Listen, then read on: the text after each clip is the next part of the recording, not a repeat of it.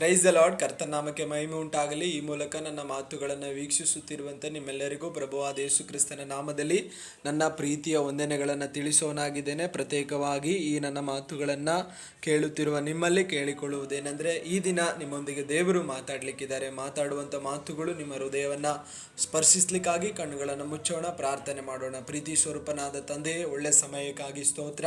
ದೇವರೇ, ಈ ದಿನ ಯಾವ ವಿಷಯದ ಕುರಿತು ಮಾತಾಡಲಿಕ್ಕಿದ್ದೇವೋ ಆ ವಿಷಯದ ಕುರಿತು ದೇವರೇ ನೀವು ನಮಗೆ ಸಹಾಯ ಮಾಡಿರಿ.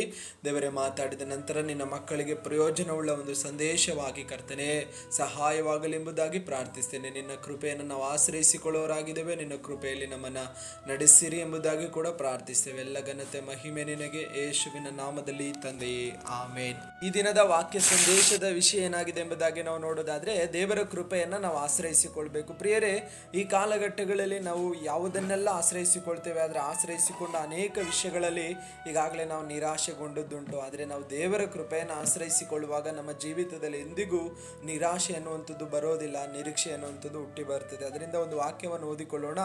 2 ಕೊರಿಂಥದವರಿಗೆ ಬರೆದ ಪತ್ರಿಕೆ 12ನೇ ಅಧ್ಯಾಯದ 9ನೇ ವಚನ ಹೀಗೆ ಬರೆಯಲ್ಪಟ್ಟಿದೆ: ನನ್ನ ಕೃಪೆಯೇ ನಿನಗೆ ಸಾಕು, ಬಲಹೀನತೆಯಲ್ಲಿ ಬಲವು ಪೂರ್ಣ ಸಾಧಕವಾಗುತ್ತದೆ ಎಂದು ನನಗೆ ಹೇಳಿದ್ದಾನೆ. ಹೀಗಿರಲಾಗಿ ಕ್ರಿಸ್ತನ ಬಲವು ನನ್ನಲ್ಲಿ ನೆಲೆಸಿಕೊಂಡಿರಬೇಕೆಂದು ನನಗುಂಟಾಗುವ ನಿರ್ಬಲಾವಸ್ಥೆಗಳ ವಿಷಯದಲ್ಲಿ ಬಹು ಸಂತೋಷವಾಗಿ ಹೆಚ್ಚಳ ಪಡುವೆನು. ಇಲ್ಲಿ ಪೌಲನೊಂದಿಗೆ ಪ್ರಭುವಾದ ಯೇಸು ಕ್ರಿಸ್ತನು ಮಾತಾಡಿ ಹೀಗೆ ಹೇಳ್ತಾ ಇದ್ದೇನೆ, ನನ್ನ ಕೃಪೆಯೇ ನಿನಗೆ ಸಾಕು. ಹಾಗಾದರೆ ಪ್ರಿಯರೇ, ಪೌಲನ ಬಲಹೀನತೆಯ ಮಧ್ಯದಲ್ಲಿ ಪೌಲನು ಜಯಿಸಿ ನಿಂತಿದ್ದಕ್ಕೆ ಕಾರಣ ಏನಂದರೆ, ದೇವರು ಹೇಳಿದ ವಾಕ್ಯ ಯಾವುದಾಗಿದೆ ಅಂದರೆ, ನನ್ನ ಕೃಪೆಯೇ ನಿನಗೆ ಸಾಕು. ಈ ನನ್ನ ಮಾತುಗಳನ್ನು ಕೇಳುವ ನಿಮ್ಮ ಜೀವಿತದಲ್ಲಿ ಯಾವುದೆಲ್ಲ ಬಲಹೀನತೆಯಲ್ಲಿ ನೀವು ಹಾದು ಹೋಗ್ತಿದ್ರೋ ಎಲ್ಲ ಬಲಹೀನತೆಯನ್ನು ಜಯಿಸಿ ನೀವು ಮುಂದೆ ಹೋಗಬೇಕಾದ್ರೆ ಯೇಸು ಸ್ವಾಮಿಯ ಕೃಪೆಯನ್ನು ನೀವು ಆಶ್ರಯಿಸಿಕೊಳ್ಬೇಕು. ಯೇಸು ಸ್ವಾಮಿಯ ಕೃಪೆಯನ್ನು ನೀವು ಆಶ್ರಯಿಸಿಕೊಳ್ಳುವಾಗ ಬಲವನ್ನು ಹೊಂದಿಕೊಳ್ಳಿಕ್ಕೆ ಸಾಧ್ಯವಾಗ್ತದೆ. ಇಲ್ಲಿ ಪೌಲನಿಗೆ ದೇವರು ಹೇಳುವಂತ ಮಾತೇನಾಗಿದೆ ಅಂದ್ರೆ, ನನ್ನ ಕೃಪೆ ನಿನಗೆ ಸಾಕು. ಪೌಲನು ಒಂದು ಬಲಹೀನತೆಯಲ್ಲಿ ಹಾದು ಹೋಗ್ತಾ ಇದ್ದಾನೆ. ಅವನ ಜೀವಿತದಲ್ಲಿ ಒಂದು ಮುಳ್ಳಿದೆ. ಆ ಮುಳ್ಳನ್ನು ತೆಗಿಲಿಕ್ಕಾಗಿ ಅವನು ದೇವರ ಬಳಿಯಲ್ಲಿ ಪ್ರಾರ್ಥಿಸ್ತಾ ಇದ್ದಾನೆ. ಪ್ರಾರ್ಥಿಸುವಾಗ ದೇವರು ಅವನಿಗೆ ತಿಳಿಯಪಡಿಸುವುದೇನೆಂದ್ರೆ,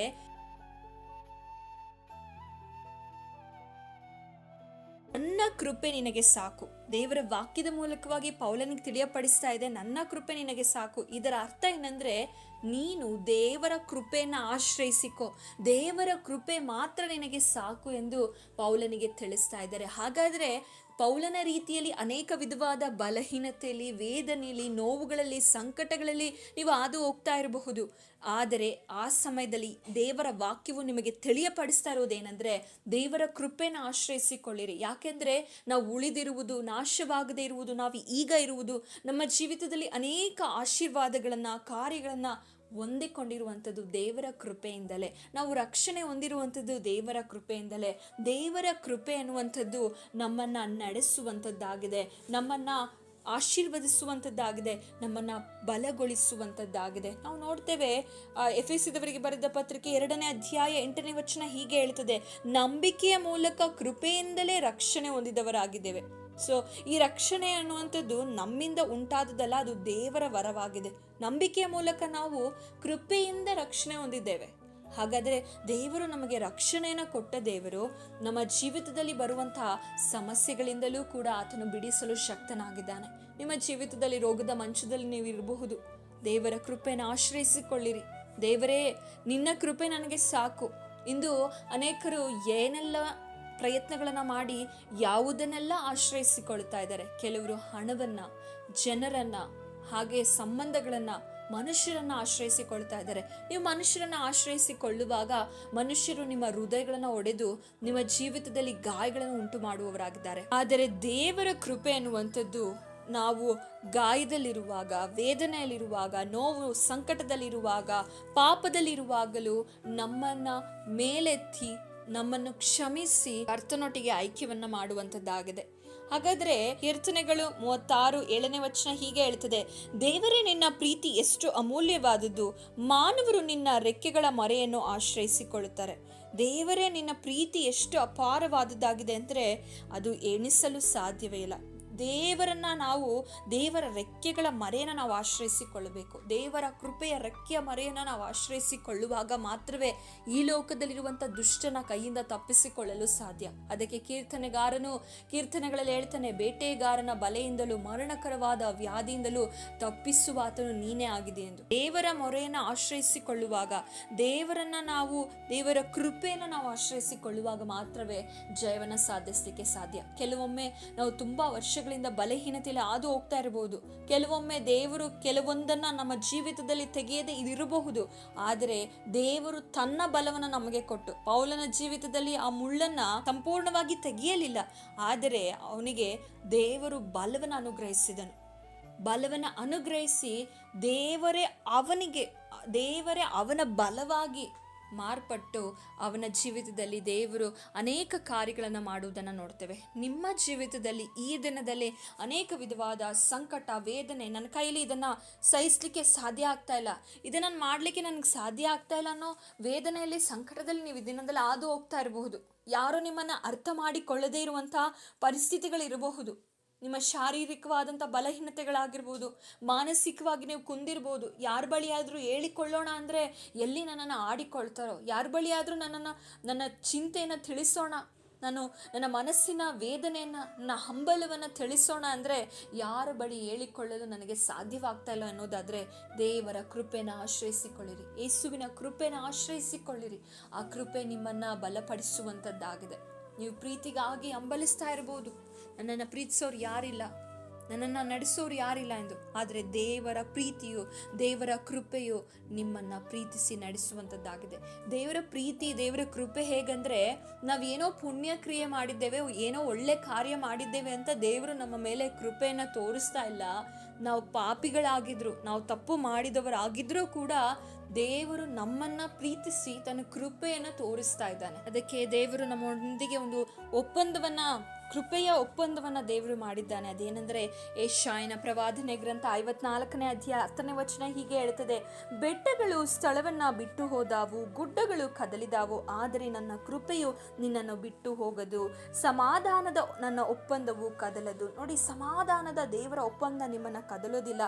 ಬೆಟ್ಟಗಳು ಸ್ಥಳವನ್ನ ಬಿಟ್ಟು ಹೋಗಬಹುದು, ಆದರೆ ಗುಡ್ಡಗಳು ಕದಲಬಹುದು.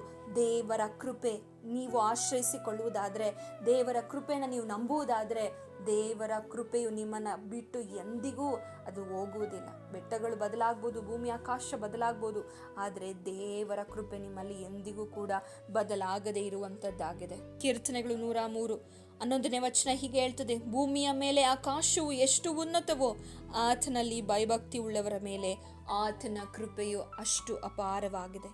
ಹಾಗಾದರೆ ದೇವರ ಒಂದು ಕೃಪೆ ಆತನಲ್ಲಿ ಭಯಭಕ್ತಿ ಉಳ್ಳವರನ್ನ ಮೇಲೆ ಅಪಾರವಾಗಿದೆ. ನೀವು ಈ ದಿನದಲ್ಲಿ ಭಯಭಕ್ತಿ ಉಳ್ಳವರಾಗಿ ನಡ್ಕೊಳ್ಳುವುದಾದರೆ, ಆ ಕೃಪೆ ಮೇಲೆ ಆಶ್ರಯಿಸಿಕೊಳ್ಳುವುದಾದರೆ, ಆ ಕೃಪೆ ನಿಮ್ಮ ಮೇಲೆ ಅಪಾರವಾಗಿರುವಂಥದ್ದಾಗಿದೆ. ಹಾಗೆ ಕೀರ್ತನೆ 103 8ನೇ ವಚನ ಹೇಳ್ತದೆ, ಯೆಹೋವನು ಕನಿಕರವು, ದಯೆಯು, ದೀರ್ಘಶಾಂತಿಯು, ಪೂರ್ಣ ಪ್ರೀತಿಯು ಉಳ್ಳವನು. ದಯೆಯುಳ್ಳ ದೇವರ ಮೇಲೆ ನಾವು ಆಶ್ರಯಿಸಿಕೊಳ್ಳುವಾಗ, ದಯೆಯುಳ್ಳ ದೇವರನ್ನು ನಾವು ಪ್ರೀತಿಸುವಾಗ, ದೇವರು ನಮ್ಮನ್ನು ನಡೆಸುವ ಆತನಾಗಿದ್ದಾನೆ. ದೇವರ ಕೃಪೆಯನ್ನು ಆಶ್ರಯಿಸಿಕೊಳ್ಳಿರಿ. ಯಾವುದರ ಮೇಲೆಯೋ ಭರವಸೆ ಇಟ್ಟು, ಯಾವುದರ ಮೇಲೆಯೋ ಆಶ್ರಯವಿಟ್ಟು, ನಾವು ಯಾವುದರ ಮೇಲೆಯೋ ಭರವಸೆ ಇಡುವುದಕ್ಕಿಂತ ದೇವರ ಕೃಪೆಯ ಮೇಲೆ ನಾವು ಭರವಸೆ ಇಡುವುದು ತುಂಬ ಒಳ್ಳೆಯದು. ಯಾವುದ್ಯಾವುದರ ಮೇಲೆ ನಾವು ನಂಬಿಕೆಯನ್ನು ಇಟ್ಟು, ಭರವಸೆಯನ್ನು ಇಟ್ಟು ನಮ್ಮ ಜೀವಿತದಲ್ಲಿ ಸೋಲುಗಳನ್ನು ಅನುಭವಿಸದೆ ನಾವು ದೇವರ ಕೃಪೆಯನ್ನು ಆಶ್ರಯಿಸಿಕೊಳ್ಳೋದಾದರೆ, ದೇವರ ಕೃಪೆಯ ಮೇಲೆ ನಾವು ಭರವಸೆ ಇಡೋದಾದರೆ, ಖಂಡಿತವಾಗಲೂ ದೇವರು ತನ್ನ ಕೃಪೆಯಲ್ಲಿ ನಮ್ಮನ್ನು ನಡೆಸುವನಾಗಿದ್ದಾನೆ. ಕೀರ್ತನೆ 32 10ನೇ ವಚನದಲ್ಲಿ ಹೀಗೆ ಬರೆಯಲ್ಪಟ್ಟಿದೆ, ಯೆಹೋವನಲ್ಲಿ ಭರವಸೆ ಇಟ್ಟವರನ್ನು ಆತನ ಕೃಪೆಯು ಆವರಿಸಿಕೊಳ್ಳುವುದೆಂಬುದಾಗಿ. ಹಾಗಾದರೆ ದೇವರ ಕೃಪೆ ಮೇಲೆ ನಂಬಿಕೆ ಇಟ್ಟು ಅದನ್ನು ಭರವಸೆಯಿಂದ ಸ್ವೀಕರಿಸುವವನ ಮೇಲೆ ದೇವರ ಕೃಪೆಯು ಆವರಿಸಿಕೊಳ್ಳುವುದು. ಯೆಹೋವನ ಮೇಲೆ ಭರವಸೆ ಇಡುವವರನ್ನ ಆತನ ಕೃಪೆಯು ಆವರಿಸಿಕೊಳ್ಳುವುದು. ಹಾಗಾದರೆ ಪ್ರಿಯರೇ, ನೀವು ದೇವರನ್ನ ನಂಬುವಾಗ, ದೇವರ ಮೇಲೆ ಭರವಸೆ ಇಡುವಾಗ, ದೇವರ ಕೃಪೆ ಅನ್ನುವಂಥದ್ದು ನಿಮ್ಮನ್ನ ಆವರಿಸಿಕೊಳ್ಳುವಂಥದ್ದಾಗಿರ್ತದೆ. ದೇವರ ಕೃಪೆ ನಿಮ್ಮನ್ನು ಆವರಿಸಿಕೊಳ್ಳೋದಾದ್ರೆ, ನಿಮ್ಮ ಎಲ್ಲ ಬಲಹೀನತೆಗಳಲ್ಲಿ, ನಿಮ್ಮ ಎಲ್ಲ ಸೋಲುಗಳಲ್ಲಿ ಅದು ನಿಮ್ಮನ್ನ ಜಯಶಾಲಿಯಾಗಿ ನಡೆಸುವಂಥದ್ದು. ನಿಲ್ಲಿಸುವಂಥದ್ದಾಗಿದೆ. ಪ್ರಿಯರೇ, ನಾವು ದೇವರ ಕೃಪೆಯನ್ನ ಯಾವಾಗ ಅದರ ಮೇಲೆ ಭರವಸೆ ಇಟ್ಟು ಆಶ್ರಯಿಸಿಕೊಳ್ತೇವೋ ಆಗ ಈ ಲೋಕದಲ್ಲಿ ಅನೇಕ ಮೇಲುಗಳನ್ನು ನಾವು ಕಾಣಬಹುದು. ದೇವರ ಕೃಪೆ ನಮ್ಮನ್ನ ಸಮೃದ್ಧಿಕರವಾದ ಜೀವಿತಕ್ಕೆ ನಡೆಸುವಂಥದ್ದಾಗಿದೆ. ದೇವರ ಕೃಪೆಯನ್ನು ನಾವು ಆಶ್ರಯಿಸಿಕೊಳ್ಳುವಾಗ ನಮಗೆ ವಿರೋಧವಾಗಿ ಬರುವ ಅನೇಕ ಶಕ್ತಿಗಳನ್ನು ನಾವು ಜಯಿಸಬಹುದು. ದೇವರ ಕೃಪೆಯನ್ನು ಆಶ್ರಯಿಸಿಕೊಂಡು ದಾವೀದನು ಗೋಲಿಯಾತನನ್ನು ಜಯಿಸಿ ಆತನನ್ನು ಎದುರಿಸಿದ್ದನ್ನು ನಾವು ನೋಡ್ತೇವೆ. ದೇವರ ಕೃಪೆಯಲ್ಲಿ ನಾವು ಭರವಸೆ ಇಡುವಾಗ ನಮಗೆ ಶತ್ರು ಹಾಕುವಂಥ ಎಲ್ಲ ಆಯುಧಗಳ ಮೇಲೆ ನಾವು ಜಯಶಾಲಿಗಳಾಗಿ ನಿಲ್ಬಹುದು. ಶತ್ರು ಅನೇಕ ಆಯುಧಗಳನ್ನು ಉಪಯೋಗಿಸಿಕೊಂಡು ನಮ್ಮನ್ನು ಸೋಲಿಸಲಿಕ್ಕೆ ಬರುವಾಗ ನಾವು ದೇವರ ಕೃಪೆಯನ್ನು ಆಶ್ರಯಿಸಿಕೊಂಡು ನಿಂತರೆ ಸಾಕು, ದೇವರ ಕೃಪೆಯಲ್ಲಿ ಭರವಸೆ ಇಟ್ಟರೆ ಸಾಕು, ಅವೆಲ್ಲವನ್ನ ಜಯಿಸಿ ಮುಂದೆ ಹೋಗ್ಲಿಕ್ಕೆ ಸಾಧ್ಯವಾಗ್ತದೆ. ನಂತರ ನಾವು ದೇವರ ಕೃಪೆಯಲ್ಲಿ ನಮ್ಮ ಕುಟುಂಬದ ಅನೇಕ ಬಲಹೀನತೆಗಳನ್ನು ನಾವು ಜಯಿಸಬಹುದು. ದೇವರ ಕೃಪೆಯಲ್ಲಿ ನಾವು ನಂಬಿಕೆ ಇಟ್ಟು ಮುಂದೆ ಹೋಗುವಾಗ, ಅದರ ಮೇಲೆ ಭರವಸೆ ಇಡುವಾಗ ಕುಟುಂಬದಲ್ಲಿ ಅನೇಕ ಪರಿಸ್ಥಿತಿಗಳು, ನಮಗೆ ಆರೋಗ್ಯ ಸಮಸ್ಯೆ ಇರ್ಬೋದು, ಒಂದು ವೇಳೆ ಬೇರೆ ಬೇರೆ ಇನ್ನಿತರ ಸಮಸ್ಯೆಗಳಿರ್ಬೋದು, ಕೆಲಸದ ವಿಷಯದಲ್ಲಿ, ಮಕ್ಕಳ ಎಜುಕೇಶನ್ ವಿಷಯದಲ್ಲಿ, ಎಂಥ ಸಮಸ್ಯೆಗಳ ಮಧ್ಯದಲ್ಲಿಯೂ ಕೂಡ ದೇವರ ಕೃಪೆ ಎನ್ನುವಂಥದ್ದು ನಮ್ಮನ್ನ ಮೇಲೆತ್ತಿ ನಿಲ್ಲಿಸುವಂಥದ್ದಾಗಿದೆ. ಎಲ್ಲವನ್ನ ಜಯಿಸಿ ಮುಂದೆ ಹೋಗಲಿಕ್ಕೆ ಸಹಾಯ ಮಾಡುವಂಥದ್ದಾಗಿದೆ. ಹಾಗಾದ್ರೆ ಬೇರೆ ಯಾವುದರ ಮೇಲೂ ಭರವಸೆ ಇಟ್ಟು, ಬೇರೆ ಯಾವುದನ್ನೋ ನಂಬಿ, ಬೇರೆ ಯಾವುದನ್ನೋ ಆಶ್ರಯಿಸಿಕೊಂಡು ನಿಮ್ಮ ಜೀವಿತವನ್ನ ಬಲಹೀನವಾಗಿ ಮಾರ್ಪಡಿಸಿಕೊಳ್ಳದೆ ನೀವು ಭರವಸೆ ಇಡಬೇಕಾದ ಒಂದು ವಿಷಯ ಏನಂದ್ರೆ ದೇವರ ಕೃಪೆ. ನೀವು ದೇವರ ಕೃಪೆಯಲ್ಲಿ ಯಾವಾಗ ಭರವಸೆ ಇಡ್ತೀರೋ ಆಗ ಆ ದೇವರ ಕೃಪೆ ನಿಮ್ಮನ್ನು ಎಲ್ಲದರ ಮೇಲೆ ಜಯಿಸಲಿಕ್ಕೆ ಸಾಧ್ಯವಾಗ್ತದೆ. ಅದಕ್ಕೆ ಪೌಲನು ಆ ದೇವರ ಕೃಪೆಯನ್ನು ಆಶ್ರಯಿಸಿಕೊಂಡಾಗ ತನ್ನ ಶಾರೀರಿಕವಾಗಿರುವ ಎಲ್ಲ ಬಲಹೀನತೆಗಳನ್ನು ಮರೆತು ಆತನು ಕರ್ತನ ಸೇವೆಯನ್ನು ಅಧಿಕವಾಗಿ ಮಾಡಿದ್ದನ್ನು ನಾವು ನೋಡ್ತೇವೆ. ನಾವು ಕೂಡ ದೇವರ ಕೃಪೆಯನ್ನು ಆಶ್ರಯಿಸಿಕೊಳ್ಳುವಾಗ ಶಾರೀರಿಕವಾಗಿ ಏನೆಲ್ಲ ಬಲಹೀನತೆಗಳು ಬಂದರೂ ಕೂಡ ಅವೆಲ್ಲವನ್ನ ಜಯಿಸಿ ನಾವು ಮುಂದೆ ಹೋಗ್ಲಿಕ್ಕೆ ಸಾಧ್ಯವಾಗ್ತದೆ. ಹಾಗಾದ್ರೆ ದೇವರ ಕೃಪೆಯನ್ನು ಆಶ್ರಯಿಸಿಕೊಳ್ಳೋಣ. ದೇವರ ಕೃಪೆ ಬಗ್ಗೆ ತಿಳಿದುಕೊಳ್ಳುವಾಗ ಒಂದನ್ನ ನೆನಪಿನಲ್ಲಿ ಇಟ್ಕೊಳ್ಬೇಕು, ಯಾವುದಕ್ಕೆ ನಾವು ಅರ್ಹರಲ್ವೋ ಅದನ್ನ ದೇವರು ನಮಗೆ ಕೊಡುವಂಥದ್ದೇ ಆತನ ಕೃಪೆಯಾಗಿದೆ. ಯೋಗ್ಯತೆ ಇಲ್ಲದೆ ಇರುವ ಸ್ಥಳದಲ್ಲಿ ನಮ್ಮನ್ನು ಯೋಗ್ಯರಾಗಿ ನಿಲ್ಲಿಸುವಂಥದ್ದೇ ದೇವರ ಕೃಪೆಯಾಗಿದೆ. ಪ್ರಿಯರೇ, ದೇವರ ಕೃಪೆಯಲ್ಲಿ ನಾವು ಆಶ್ರಯಿಸೋಣ, ದೇವರ ಕೃಪೆಯಲ್ಲಿ ಭರವಸೆ ಇಡೋಣ, ದೇವರ ಕೃಪೆಯಲ್ಲಿ ನಮ್ಮ ಜೀವಿತವನ್ನು ನಾವು ಒಪ್ಪಿಸಿಕೊಡೋಣ. ಆಗ ನಮ್ಮ ಜೀವಿತವು ತುಂಬ ಸಂತೋಷವಾಗಿ, ಸಮಾಧಾನವಾಗಿ ನಮ್ಮನ್ನು ಮುನ್ನಡೆಸುವಂತಾಗಿರ್ತದೆ. ದೇವರ ಕೃಪೆಯಲ್ಲಿ ನೀವೆಲ್ಲರೂ ಭರವಸೆ ಇಟ್ಟು ಆತನನ್ನು ಆಶ್ರಯಿಸಿಕೊಂಡು ಮುನ್ನಡಿತೀರಾ ಎಂಬುದಾಗಿ ನಂಬಿ ನಿಮಗೋಸ್ಕರ ಪ್ರಾರ್ಥನೆ ಮಾಡ್ತೇನೆ. ಕಣ್ಣುಗಳನ್ನು ಮುಚ್ಚೋಣ, ನಾವು ಪ್ರಾರ್ಥನೆ ಮಾಡೋಣ. ಪ್ರೀತಿ ಸ್ವರೂಪನ ತಂದೆ, ಒಳ್ಳೆ ಸಮಯಕ್ಕಾಗಿ ಸ್ತೋತ್ರ. ನಿನ್ನ ಮಕ್ಕಳು ಯಾರೆಲ್ಲ ದೇವರ ಕೃಪೆಯ ಆ ವಿಷಯದಲ್ಲಿ ಕೇಳಿದಾರೋ ಅವರೆಲ್ಲರೂ ಕೂಡ ನಿನ್ನಲ್ಲೇ ನೆಲೆಗೊಂಡಿದ್ದು, ದೇವರ ಕೃಪೆಯಲ್ಲಿ ನೆಲೆಯಾಗಿದ್ದು ಮುಂದೆ ಹೋಗುವ ಹಾಗೆ ಕೃಪೆ ಕೊಡಿರಿ. ನಿನ್ನ ಆ ಕರ್ತನೆ ಆಶ್ರಯಿಸಿಕೊಂಡು ನಿನ್ನ ಕೃಪೆಯನ್ನು ಆ ಕರ್ತನೆ ಭರವಸೆ ಇಟ್ಟು ದೇವರೇ ನಿನ್ನ ಕೃಪೆಯಲ್ಲಿ ಕರ್ತನೆ ಎಲ್ಲ ವಿಷಯಗಳನ್ನು ಜಯಿಸಿ ನಿನ್ನ ಮಕ್ಕಳು ಮುಂದೆ ಬರುವ ಹಾಗೆ ಕೃಪೆ ಕೊಡಿರಿ. ಎಲ್ಲ ಘನತೆ ಮಹಿಮೆ ನಿನಗೆ, ಯೇಸುವಿನ ನಾಮದಲ್ಲಿ ತಂದೆಯೇ, ಆಮೇನ್ ಆಮೇನ್. ಈ ವಾಕ್ಯದ ಮೂಲಕ ನಿಮ್ಮನ್ನು ಆಶೀರ್ವದಿಸಲಿ. ನೀವು ಕೇಳಿದಾಗ ಅನೇಕರು ಈ ದೇವರ ವಾಕ್ಯನ ಕೇಳಲಿಕ್ಕಾಗಿ ಅನೇಕರಿಗೆ ಕಳಿಸಿಕೊಡಿರಿ. ಅವರು ಕೂಡ ದೇವರ ಕೃಪೆಯನ್ನು ಆಶ್ರಯಿಸಿ ದೇವರ ಕೃಪೆಯಲ್ಲಿ ಭರವಸೆ ಇಡಲಿ. Praise the Lord. Amen. God bless you. Amen.